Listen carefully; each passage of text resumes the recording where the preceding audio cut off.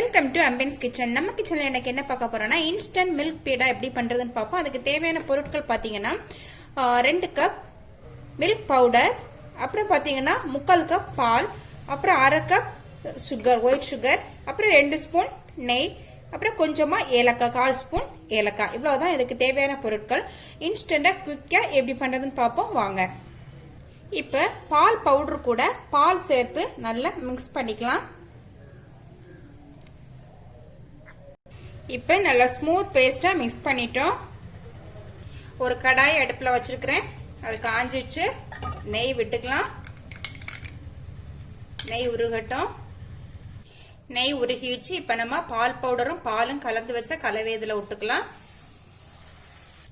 Medium ஃப்ளேம்ல வச்சு கையெடுக்காம கலந்து விட்டுக்கலாம்.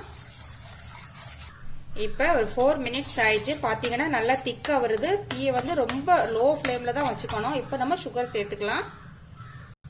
நல்லா கலந்து விட்டுக்கலாம். சுகர் சேர்த்ததுக்கு அப்புறமா இது கொஞ்சம் லூஸ் ஆயிட்டு கொஞ்சம் ஒரு ஃபியூ மினிட்ஸ்க்கு அப்புறம் மீண்டும் இது நல்லா கெட்டியாகி வரும். ஓகே ஃப்ரெண்ட்ஸ், லோ ஃப்ளேம்ல ஒரு 10 மினிட்ஸ் நான் கையெடுக்காம கிளறிட்டு இருந்தேன். இப்போ இது நமக்கு ரெடி ஆயிடுச்சு. இப்போ நம்ம ஏலக்காய் தூள் சேர்த்துக்கலாம். ஸ்டவ் ஆஃப் பண்ணிக்கலாம். ஆறட்டும். ஆறுனதுக்கு அப்புறமா நமக்கு ஷேப்பு உருட்டி எடுத்துக்கலாம். ஓகே ஃப்ரெண்ட்ஸ், இப்ப நல்லா ரூம் டெம்பரேச்சருக்கு வந்துடுச்சு நம்ம பீடா. இப்ப நம்ம உருண்டை பிடிச்சுக்கலாம். லைட்டா கையில நெய் தடவிட்டு இந்த மாதிரி உருண்டை பிடிச்சுக்கலாம்.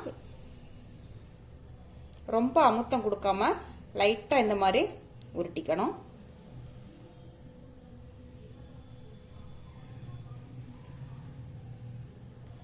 இந்த மாதிரி ஒவ்வொரு பீஸா நம்ம ரெடி பண்ணிக்கலாம். ஓகே ஃப்ரெண்ட்ஸ், ரொம்பவே சூப்பரா நமக்கு மில்க் பேடா ரெடி ஆயிடுச்சு. பேக்கரியில வாங்குறதை விட ரொம்ப டேஸ்டா இருக்கும். வீட்டுல குழந்தைங்களுக்கு செய்து கொடுக்கலாம். ஓகே ஃப்ரெண்ட்ஸ், இந்த ரெசிபி உங்களுக்கு பிடிச்சிருந்தா ஆம்பியன்ஸ் கிச்சனை சப்ஸ்கிரைப் பண்ணுங்க, லைக் பண்ணுங்க, ஷேர் பண்ணுங்க, கமெண்ட் பண்ணுங்க. தேங்க்யூ.